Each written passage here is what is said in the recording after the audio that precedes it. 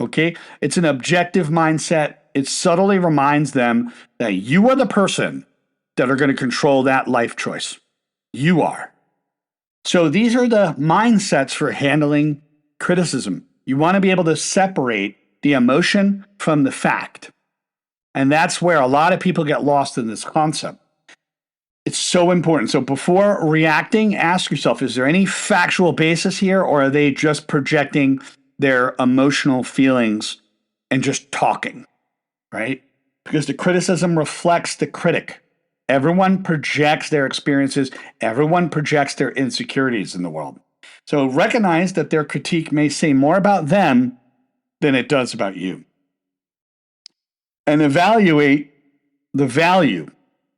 Right? Look at the value. Catch the baseball and say, is there value here? Because not all criticism is worth your energy.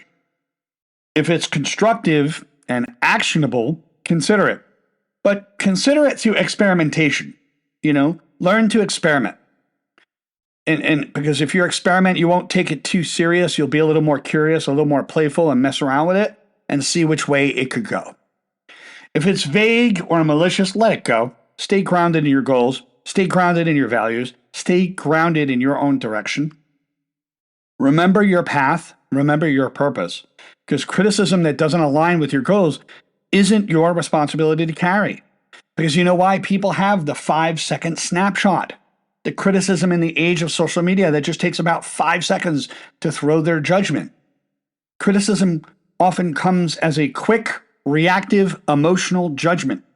It could be a fleeting emotional snapshot with zero depth.